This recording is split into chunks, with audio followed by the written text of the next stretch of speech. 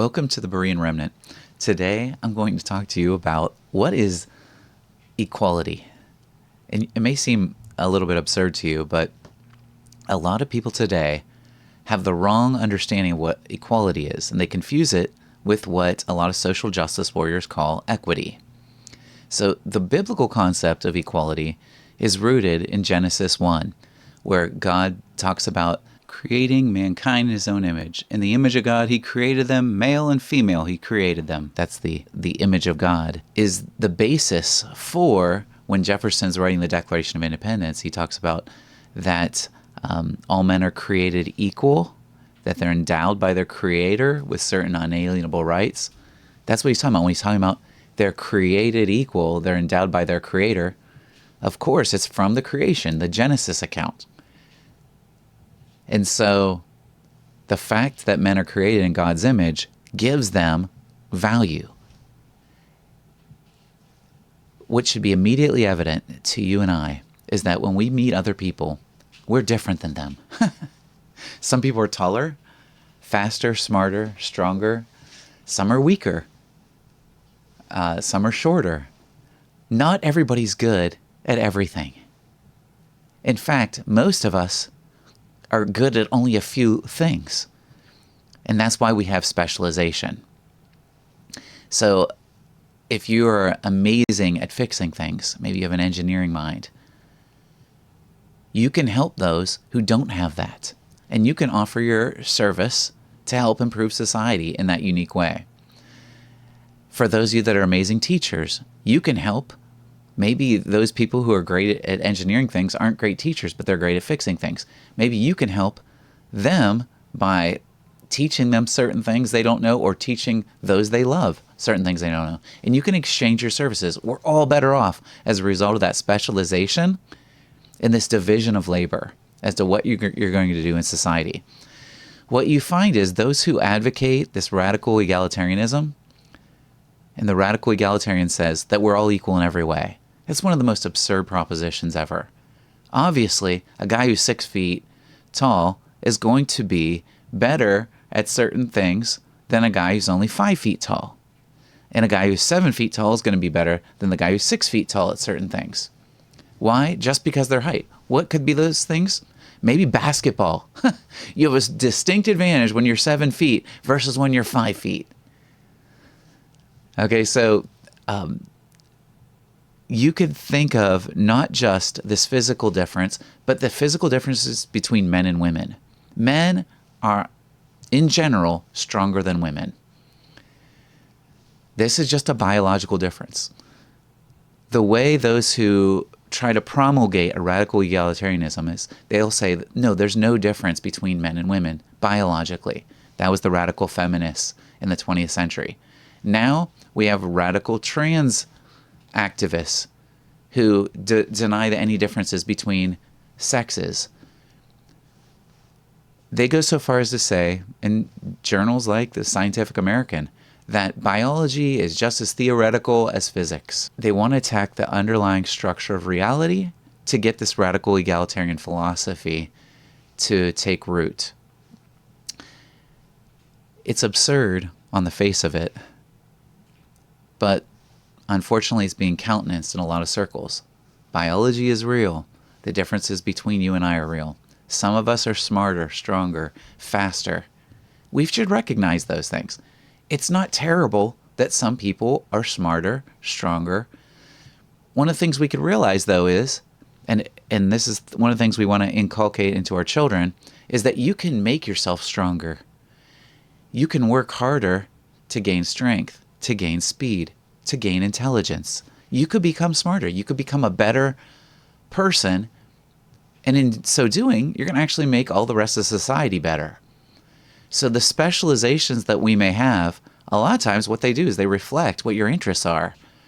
So I have a friend who's an amazing mechanic. He's an amazing builder. He's got an engineering mind. He loves doing that stuff. He pursues that really well. I am very thankful for his friendship. He has helped me on several occasions. That is his gift. He's amazing in that realm, a genius in that realm. He appreciates my gifts and what I love to read and what I love to pursue. We're both better off. Society's better off as a result of us cooperating and peacefully getting along and helping each other with our skills. So there's actually a direct link between your efforts and your skills as you hone them. What we try to inculcate into our children is the idea that if they work really hard at something, that they could specialize in a certain area. When my children were younger, the older ones would go to Awanas, which was a Bible program, and they would have a game time. During the game time one week, I remember my child was really upset because he had lost one of the games they were playing. And I said to him, okay, how many times have you played this particular game? My firstborn, he ended up being in the top 5. This was only like maybe the 3rd or 4th time he'd ever played basketball. I said, okay, it was 1st through 4th graders. You're in what, 1st grade? So the fact you were in the top 5, there was a lot of kids older than you, taller than you, and kids with more basketball experience. That's a pretty good start. If you ever want to win it, you're going to have to work harder. That's the reality. Because in life, we are going to find differences between people. Sometimes hard work will get you so far. But when you're only a 6-foot person, you have to realize you have a disadvantage if you're playing basketball against a guy who's 7 feet tall. If he's going to work harder, especially, and have more skill than you, there's going to be somebody better than you, stronger than you, faster than you. But you can hone your area and try to pursue what you're interested in. Here's where the modern attack on these fundamental differences comes into play. There's this emphasis that you'll hear in the news and from politicians on equity. We need to have equity. What does that mean? Equal outcomes regardless of behavior, regardless of how hard you work, regardless of your skill set, your intelligence level. This is against reality. This is opposed to the structure of reality, the structure of physics.